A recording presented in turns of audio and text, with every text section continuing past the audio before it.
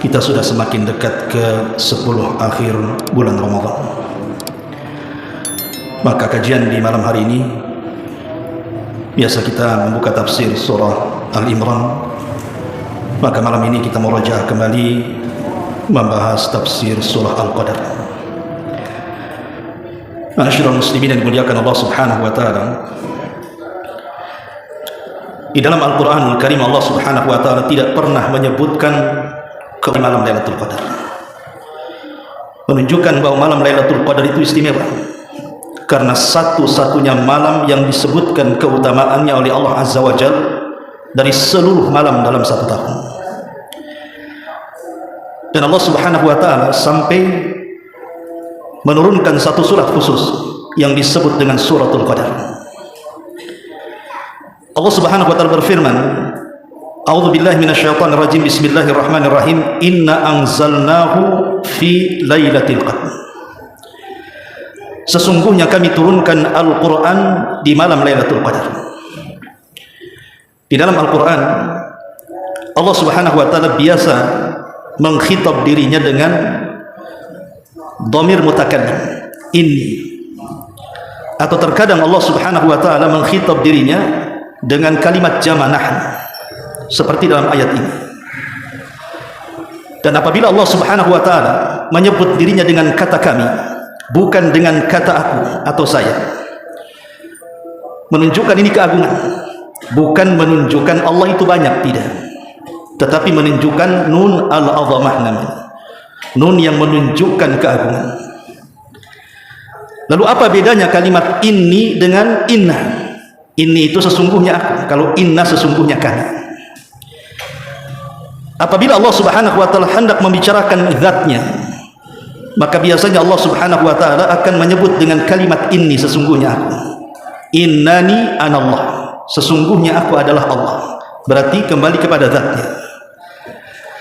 Tetapi kalau menggunakan kalimat inna, sesungguhnya kami, dan itu banyak dalam Al-Qur'an, maka Allah Subhanahu wa taala hendak menunjukkan pekerjaannya, perbuatannya yang sangat agung.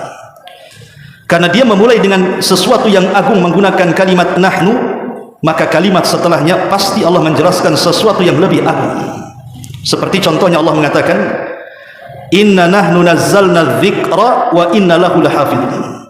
Sesungguhnya kami turunkan Al-Qur'an, kami pula yang menjaganya. Dan Al-Qur'an itu sesuatu yang agung.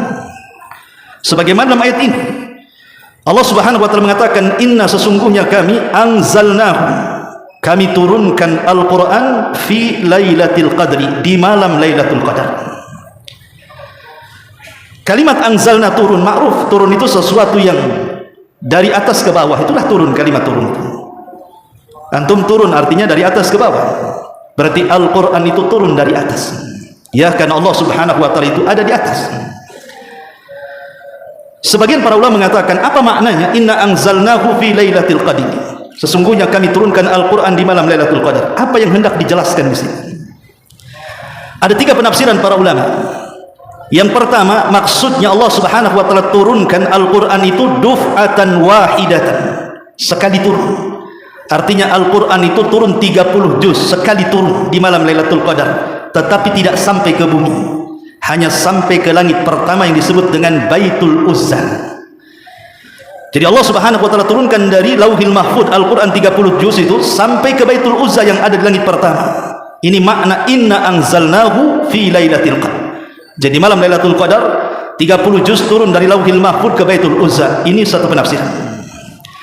Penafsiran yang kedua, maksudnya Al-Qur'an turun di malam Lailatul Qadar itu sifatnya mufarraqah. Apa maknanya mufarraqah itu?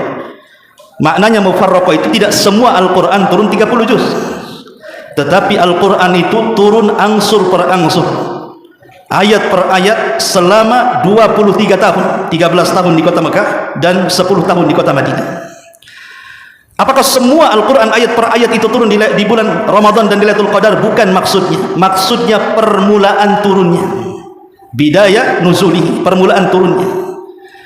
Ketika Nabi SAW di usia 37 tahun, belum pun diangkat menjadi Nabi, Nabi SAW itu secara fitrah sudah tidak senang hati melihat kelakuan orang-orang Quraisy yang ada di kota Mekah. Semakin hari semakin rusak kondisinya.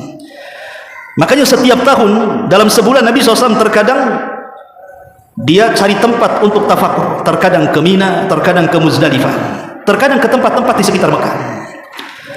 Lah ketika usia Nabi SAW usianya 40 tahun, 6 bulan sebelumnya Nabi SAW selalu dikagetkan dengan mimpi, dan itu disebutkan dalam Sahih Bukhari di permulaan hadis.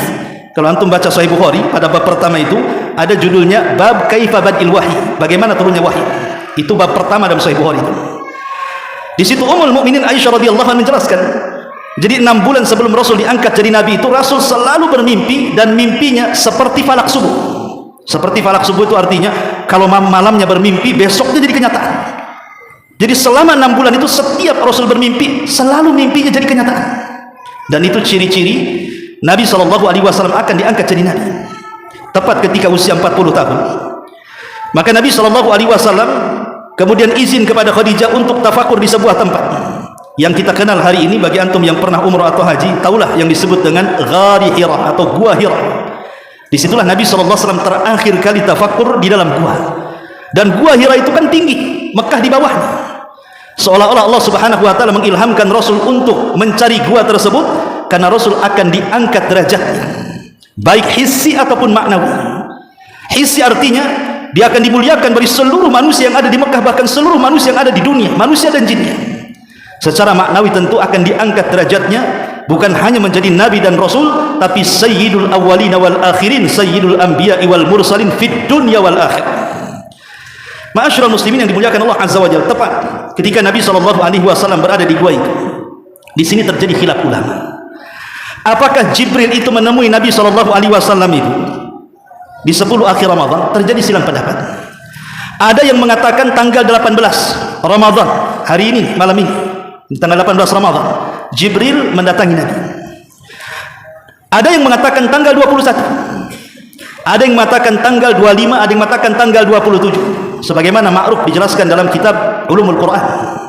Artinya nuzulul Quran itu kalau memang diambil tanggal belasan berarti bukan tanggal 17 sebenarnya, tetapi tanggal 18 atau tanggal 21 atau tanggal 25 atau tanggal 27. Tidak ada tanggal 17. Tanggal 17 itu ada peristiwa besar yang disebut dalam sejarah dengan perang Badar. Nah, itu betul, tanggal 17 Ramadan Badar itu terjadi dan Allah menangkan.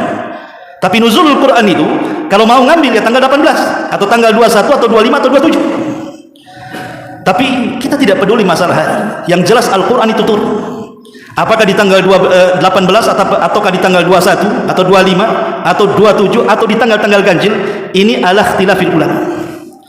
Yang ingin saya katakan bahwa penafsiran yang kedua, ketika Jibril alaihi salatu wasallam datang ke Gua Hira itu, maka tiba-tiba Nabi SAW seolah-olah sudah kenal. Kenapa? Karena sudah masuk dalam mimpinya.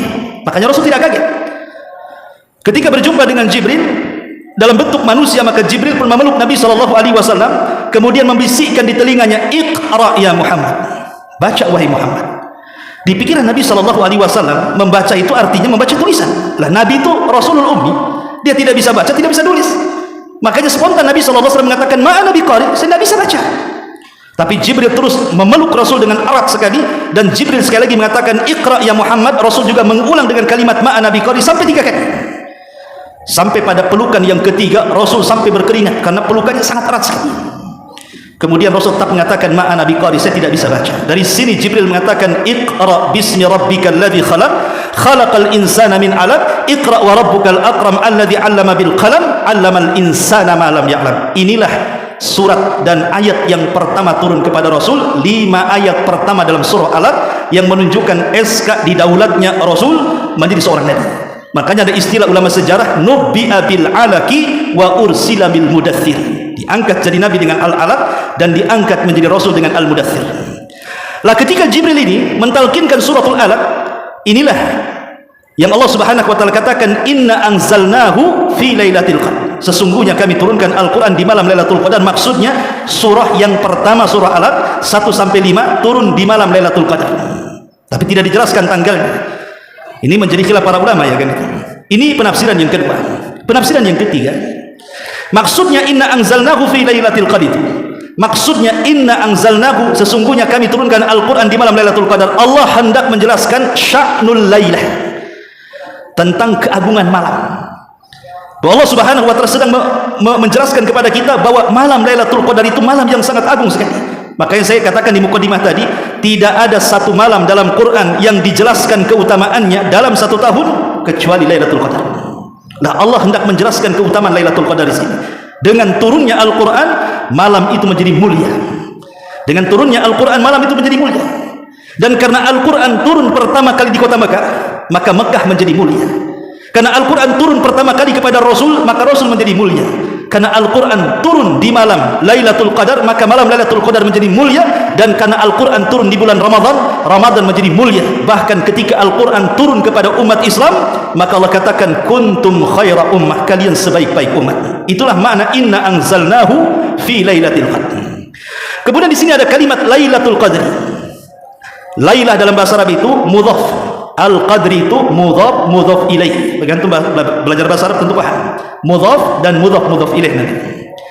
Lailatun ini mufrad. Dia jamannya layali. Artinya hanya satu malam. Mufrad itu kan satu. Berarti satu tahun itu hanya satu malam saja Lailatul Qadar itu. Terjadi silang pendapat, apakah Lailatul Qadar itu masih ada sampai hari ini? Ataukah sudah hilang? Sudah tidak ada lagi Lailatul Qadar itu? Ada tiga perselisihan para ulama. Yang pertama, Lailatul Qadar itu sudah tidak ada. Dia hanya sekali saja di zaman Nabi. Dan tidak ada lagi. Ini satu pendapat. Pendapat yang kedua, Lailatul Qadar itu akan terus ada. Tapi kemudian diangkat. Dan tidak ada lagi. Kemudian pendapat yang ketiga, Lailatul Qadar itu akan terus ada dan terus ada sampai kiamat dibangkitkan. Ini tiga pendapat di antara ulama tentang Lailatul Qadar. Adapun pendapat yang pertama, tentu tidak benar, karena bagaimanapun Allah Subhanahu wa taala berfirman inna anzalnahu fi lailatul qadr wa ma adraka ma lailatul qadr lailatul qadri khairum min alfi syahr.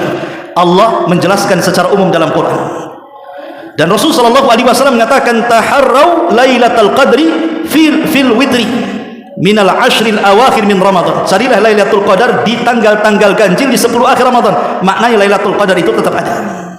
Ini bantahannya. Yang kedua, Lailatul Qadar itu ada di zaman Nabi dalam beberapa tahun, tetapi kemudian diangkat. Ini berdalil dengan hadis Abdullah bin Abbas radhiyallahu anhu menceritakan.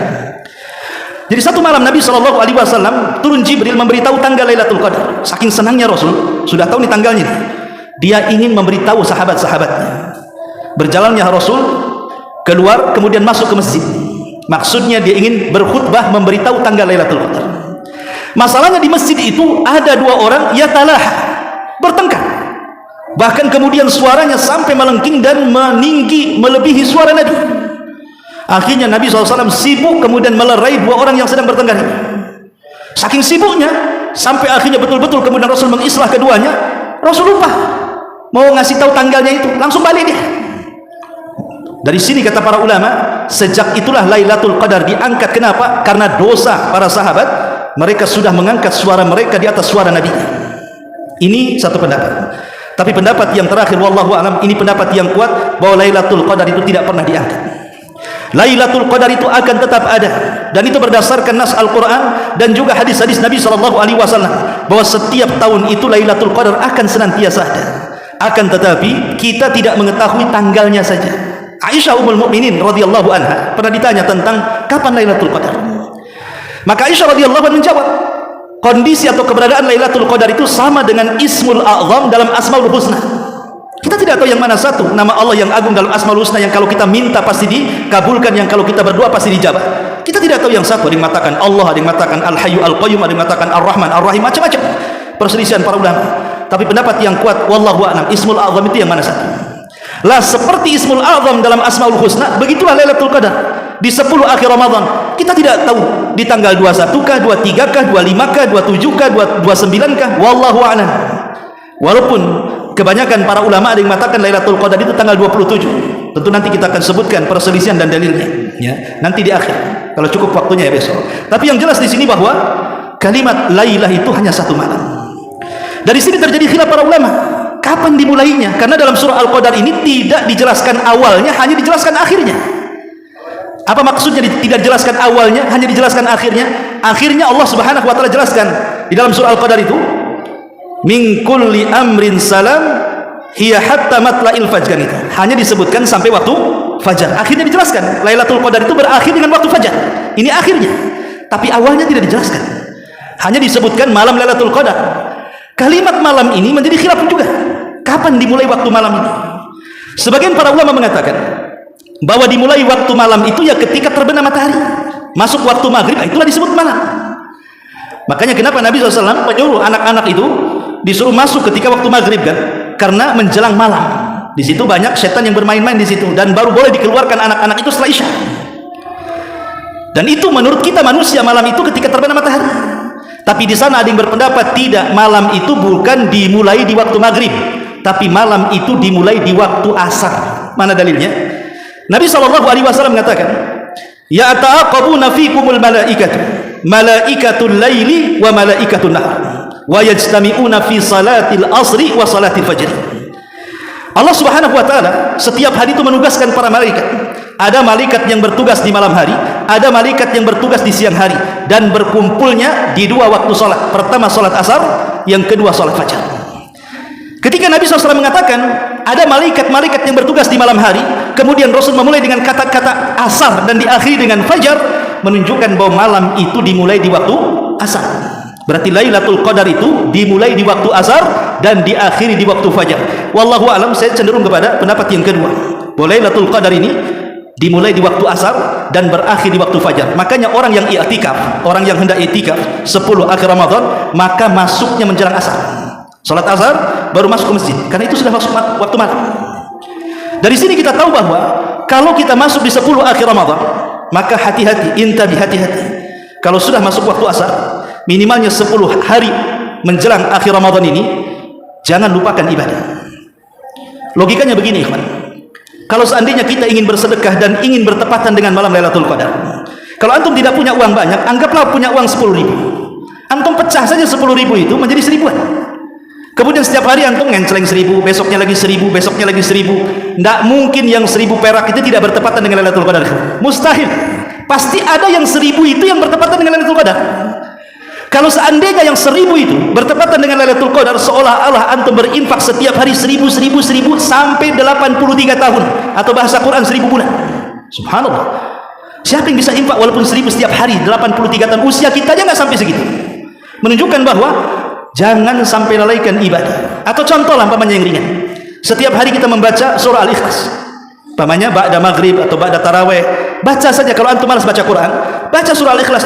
Qul huwallahu ahad, Allahus samad, lam yalid walam yulad walam yakul lahu kufuwan ahad. Besoknya antum baca lagi, besoknya antum baca lagi.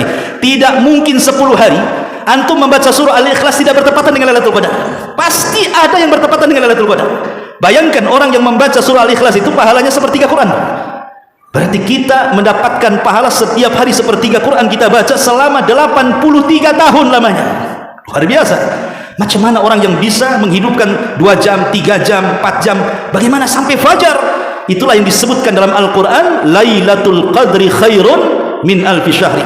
Bahwa Lailatul Qadar itu jauh lebih baik dibandingkan 1.000 bulan. Karena ada sebagian ahli tafsir ketika menjelaskan asbab nuzulnya, walaupun sebagian para ulama melemahkannya, tapi ini yang masyhur dicatat oleh ahli tafsir. Jadi ketika Nabi SAW bercerita tentang 2 orang di zaman Bani Israel, 2 orang ini selama 83 tahun tidak maksiat, ibadah saja. Jadi dia hanya tinggal di saumaahnya, di tempat ibadahnya saja. Dia keluar itu hanya buang hajat, makan, minum, balik lagi. Siapa di antara kita yang bisa melakukannya? Mustahil kita tidak bermaksiat setiap hari. Orang ini tidak bermaksiat loh, 83 tahun lamanya. Sahabat yang mendengar heran, mana ada kan gitu 2 orang hidup selama 83 tahun ibadah terus tidak maksiat. Siapa yang bisa melakukannya wahai Rasul? Lah saat keheranan itulah Jibril turun memberitahu Nabi SAW, sampaikan kepada umatmu wahai Rasul, wahai Muhammad, jangan heran. Karena dalam agamamu, dalam Islam ini ada 1 malam yang bisa membandingi 2 orang Bani Israel yang beribadah selama 83 tahun dan tidak maksiat. Kemudian Jibril membacakan, Inna anzalnahu fi lailatul qadr. Wa ma adraka ma lailatul qadr. Lailatul qadri khairun min alfi syahrin. Inna anzalnahu fi lailatul qadr. Sampai di sini insyaallah besok kita lanjutkan. Subhanaka wa bihamdika, asyhadu an la ilaha illa anta, astaghfiruka wa atubu ilaik. Allahu ta'ala. Assalamualaikum warahmatullahi wabarakatuh.